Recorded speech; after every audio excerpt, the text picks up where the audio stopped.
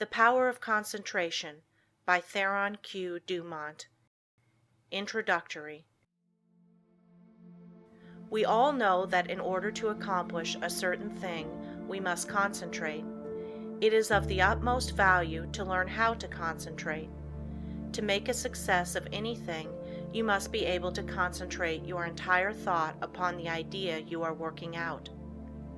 Do not become discouraged if you are unable to hold your thought on the subject very long at first.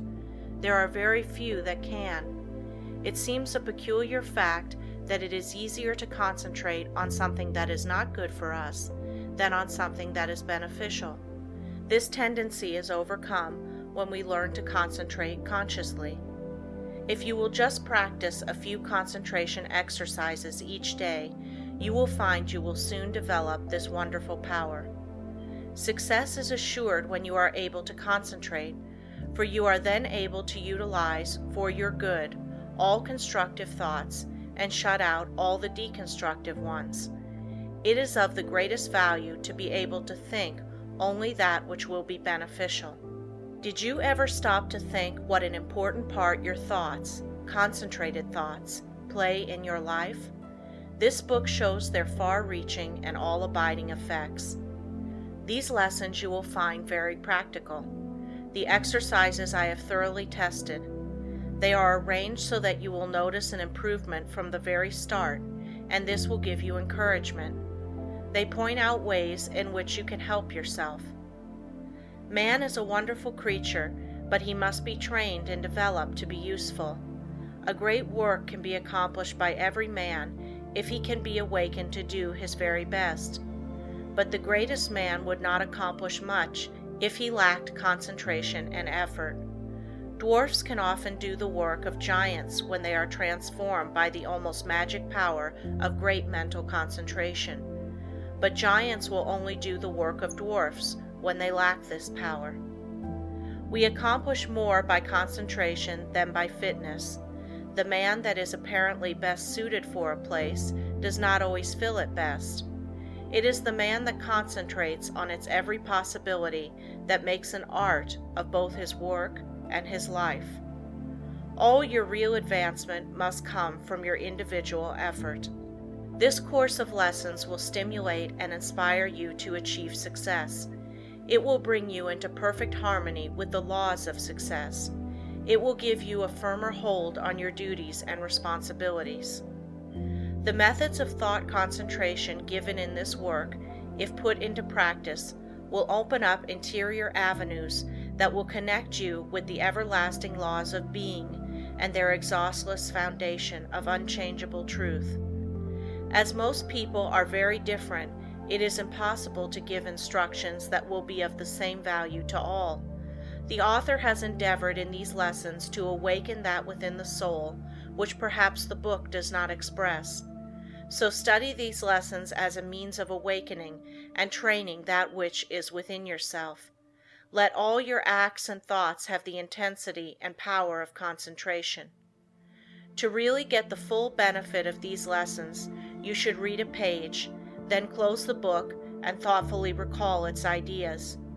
If you will do this, you will soon cultivate a concentrated mental habit, which will enable you to read with ordinary rapidity and remember all that you read. End of introductory. Lesson 1. Concentration finds the way. Everyone has two natures. One wants us to advance and the other wants to pull us back. The one that we cultivate and concentrate on decides what we are at the end. Both natures are trying to gain control. The will alone decides the issue. A man by one supreme effort of the will may change his whole career and almost accomplish miracles. You may be that man. You can be, if you will to be, for will can find a way or make one. I could easily fill a book of cases where men plodding along in a matter-of-fact way were all at once aroused, and as if awakening from a slumber, they developed the possibilities within them, and from that time on were different persons. You alone can decide when the turning point will come. It is a matter of choice whether we allow our diviner self to control us, or whether we will be controlled by the brute within us. No man has to do anything he does not want to do. He is therefore the director of his life if he wills to be. What we are to do is the result of our training. We are like putty and can be completely controlled by our willpower. Habit is a matter of acquirement. You hear people say, "He comes by this or that naturally, a chip off the old block," meaning that he is the only one doing what his parents did. This is quite often the case, but there is no reason for it, for a person can break a habit just the moment he masters the I will. A man may have been a good-for-nothing all his life up to this very minute, but from this time on he begins to amount to something. Even old men have suddenly changed and accomplished wonders. "I lost my opportunity," says one. That may be true, but by sheer force of will, we can find a way to bring us another opportunity. There is no truth in the saying that opportunity knocks at our door but once in a lifetime. The fact is, opportunity never seeks us. We must seek it. What usually turns out to be one man's opportunity was another man's loss. In this day, one man's brain is matched against another's. It is often the quickness of brain action that determines the result. One man thinks, "I will do it," but while he procrastinates, the other goes ahead and does the work. They both have the same opportunity. The one will complain of his lost chance, but it should teach him a lesson, and it will, if he is seeking the path that leads to success. Many persons read good books, but they say they do not get much good out of them. They do not realize that all any book or any lesson course can do is to awaken them to their possibilities, to stimulate them to use their willpower. You may teach a person from now until doomsday, but that person will only know what he learns himself. You can lead him to the fountain, but you can't make him drink. One of the most beneficial practices I know of is that of looking for the good in everyone and everything, for there is good in all things. We encourage a person by seeing his good qualities, and we also help ourselves by looking for them. We gain their good wishes, a most valuable asset sometimes. We get back what we give out. The time comes when most all of us need encouragement, need buoying up. So form the habit of encouraging others, and you will find it a wonderful tonic for both those encouraged and yourself, for you will get back encouraging and uplifting thoughts. Life furnishes us the opportunity to improve, but whether we do it or not depends upon how near we live up to what is expected of us. The first of each month, a person should sit down and examine the progress he has made. If he has not come up to expectations, he should discover the reason, and by extra exertion, measure up to what is demanded next time. Every time that we fall behind what we plan to do, we lose just so much, for that time is gone forever. We may find a reason for doing it, but most excuses are poor substitutes for action. Most things are possible. Ours may be a hard task, but the harder the task, the greater the reward. It is the difficult things that really develop us. Anything that requires only a small effort utilizes very few of our faculties and yields a scanty harvest of achievement. So do not shrink from a hard task, for to accomplish one of these will often bring us more good than a dozen lesser triumphs. I know that every man that is willing to pay the price can be a success. The price is not in money, but in effort. The first essential quality for success is the desire to do, to be something. The next thing is to learn how to do it. The next to carry it into execution. The man that is the best able to accomplish anything is the one with a broad mind, the man that has acquired knowledge, that may, it is true, be foreign to this particular case, but is nevertheless of some value in all cases. So the man that wants to be successful must be liberal. He must acquire all the knowledge that he can. He must be well posted not only in one branch of his business, but in every part of it. Such a man achieves success. The secret of success is to try always to improve yourself, no matter where you are or what your position. Learn all you can. Don't see how little you can do, but how much you can do. Such a man will always be in demand, for he establishes the reputation of being a hustler. There is always room for him because progressive firms never let a hustler leave their employment if they can help it. The man that reaches the top is the gritty, plucky, hard worker, and never the timid, uncertain, slow worker. An untried man is seldom put in a position of responsibility and power. The man selected is one that has done something, achieved results in some line, or taken the lead in his department. He is placed there because of his reputation of putting vigor and virility into his efforts, and because he has previously shown that he has pluck and determination. The man that is chosen at the crucial time is not usually a genius.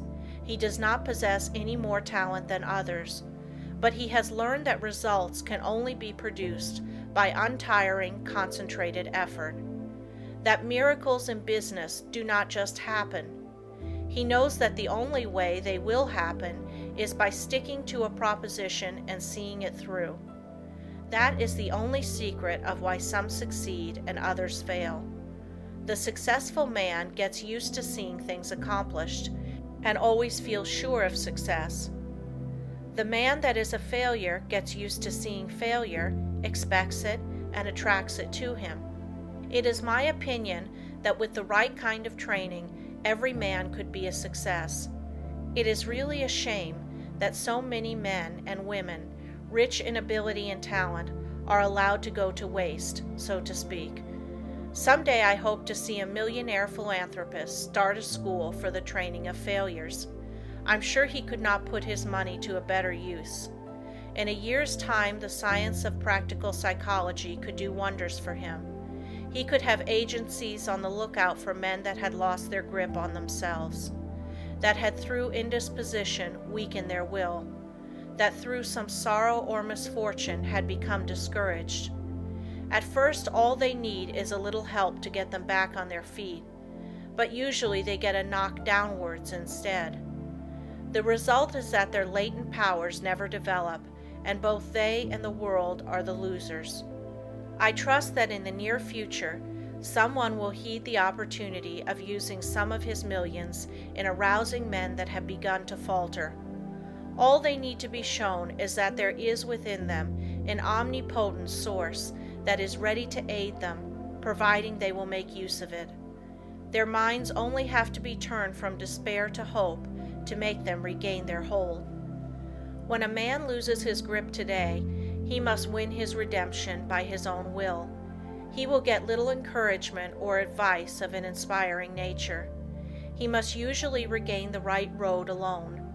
He must stop dissipating his energies and turn his attention to building a useful career.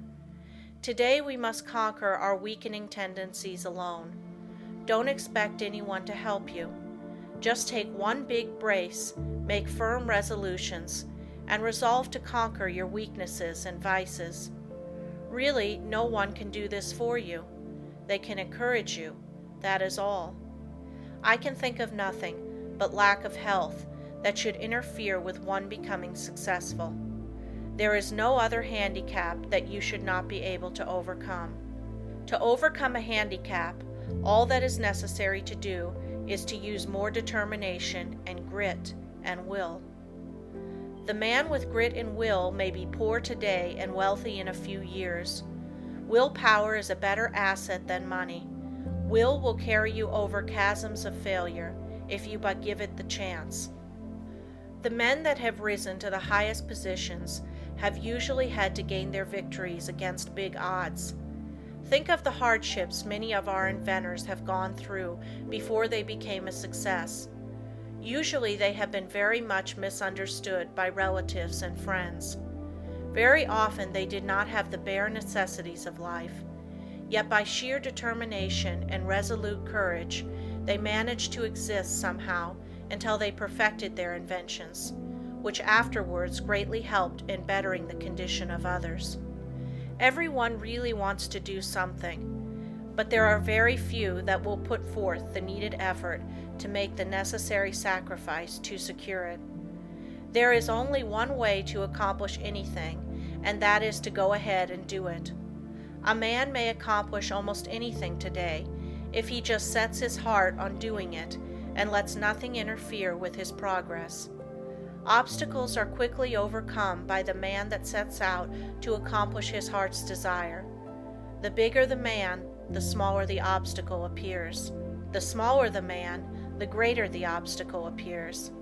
Always look at the advantage you gain by overcoming obstacles, and it will give you the needed courage for their conquest.